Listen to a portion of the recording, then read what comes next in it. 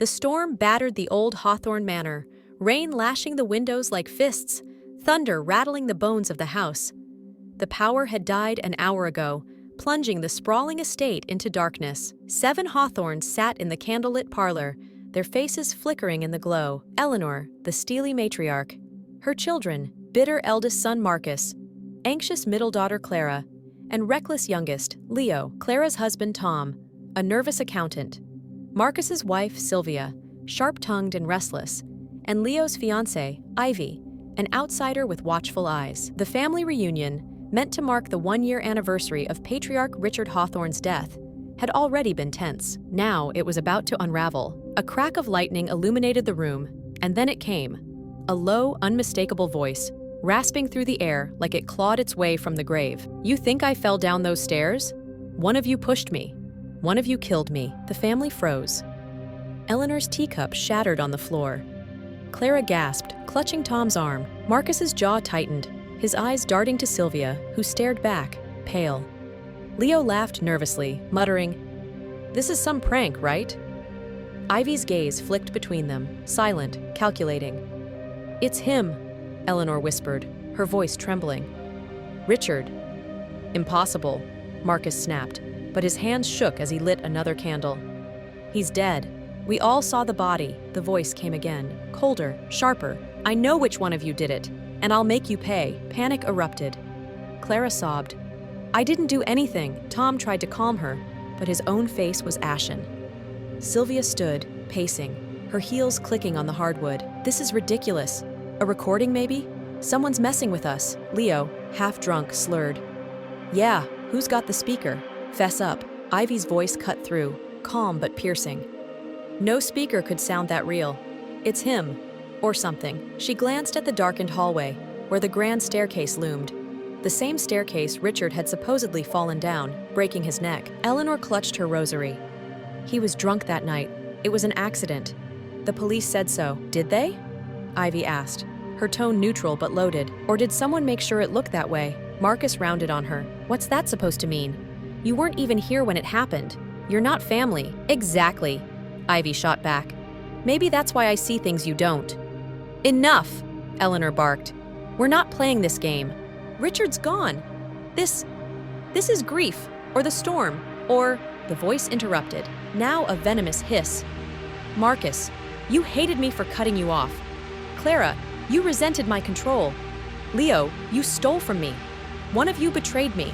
The room exploded into accusations. Marcus pointed at Clara. "You were always sneaking around, whispering with Dad. What did you do?" Clara recoiled. "Me. You were furious when he rewrote the will. You said he deserved worse than a fall." Leo, swaying, laughed bitterly. "Oh, please. You all wanted his money. I just took what I needed." Sylvia slammed her hand on the table. "Stop it. You're all acting guilty. Maybe that's what this is. A trick to make us turn on each other." Tom, quiet until now, stammered. I heard him that night. Arguing. With someone. On the landing." All eyes turned to him. Clara's face crumpled. "Why didn't you say anything?" "I was scared," Tom snapped. "I didn't know what I heard. I thought it was nothing." "Scared of what?" Sylvia demanded, her eyes narrowing. "That you'd be caught?" "Me?" Tom's voice cracked. "I wasn't even near the stairs." "Then who was?" Ivy asked, her voice like a blade. She stood, moving to the staircase, the candles casting long shadows. "Let's find out." "No!" Eleanor shouted, but Ivy was already climbing, the others trailing reluctantly. The air grew colder, heavier, as they reached the landing where Richard had died. The voice returned, now a guttural snarl. "You can't hide. I see you." Clara screamed, pointing at the wall. Scratched into the wood, fresh and jagged, were the words, "Confess or die." Marcus grabbed a candelabra, wielding it like a weapon. "Who's doing this? Show yourself!"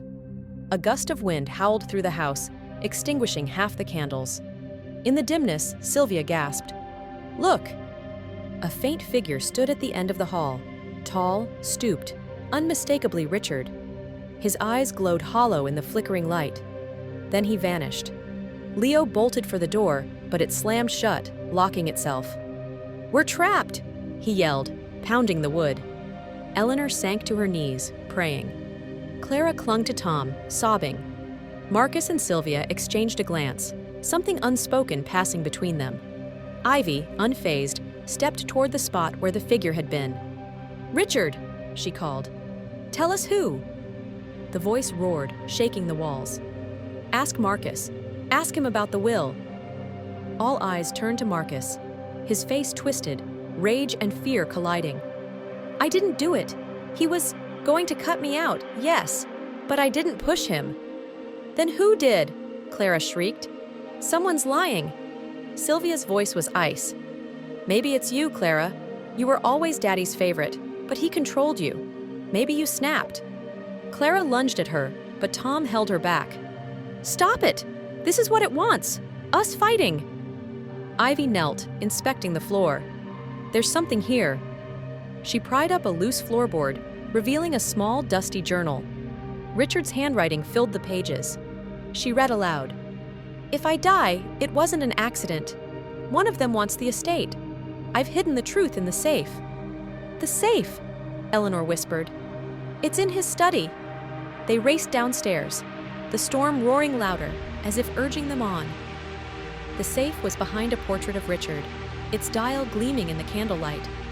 Eleanor's hands shook as she tried the combination, her wedding date. It clicked open. Inside was a single letter, sealed. Ivy handed it to Eleanor, who tore it open, reading aloud. "If you're reading this, I'm dead. Marcus argued with me that night. He threatened me. But Clara was there too, begging me to change the will back.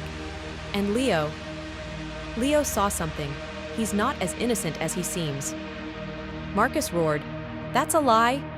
He lunged for the letter, but Sylvia grabbed his arm. "Don't make it worse," she hissed. Clara was sobbing. "I didn't push him, I swear." Leo, pale, muttered, I saw someone on the stairs. I didn't say anything because I was stealing from his office. I thought I'd be blamed." "Who did you see?" Ivy demanded. Leo's eyes darted to Tom. "Him." Tom staggered back. "No, I wasn't there." The voice boomed again. "Liar." A chandelier crashed to the floor, barely missing Tom. Clara screamed, backing away from him. "You said you heard an argument. Were you part of it?" "I didn't do it," Tom shouted, but his eyes were wild, desperate. Ivy stepped forward, her voice steady. "Richard, if you're here, show us the truth." The air stilled. Then, slowly, the candles flared, illuminating a shadow on the wall. A replay of that night. A figure stood at the top of the stairs, arguing with Richard. Another figure approached, silent, and pushed. Richard fell, his scream echoing as the shadow faded. The family stared, horrified. The second figure's silhouette was unmistakable. Tom. Clara collapsed, wailing. Tom backed away, shaking his head. No, it wasn't like that. I didn't mean to. He was going to ruin us, Clara. He was going to take everything." Marcus tackled Tom, pinning him to the floor. "You bastard!" Sylvia grabbed a fire poker, her eyes blazing. "Let him confess," Tom sobbed, struggling. "I didn't want to kill him. I just pushed him. It was an impulse." The voice spoke one last time, soft, final. "Justice." The storm broke, lightning illuminating Tom's tear-streaked face as Marcus and Leo held him down. Eleanor, trembling, called the police on an old landline, her voice hollow. Ivy watched, silent, as the family fractured around her. When the police arrived, Tom was led away in cuffs, his confession spilling out. The voice never returned. The Hawthorns, shattered, left the manor one by one, the weight of their secrets heavier than the storm. Ivy lingered last, glancing at the staircase. For a moment, she thought she saw Richard's shadow nod, then vanish into the dark. The manor stood silent, its ghosts finally at rest.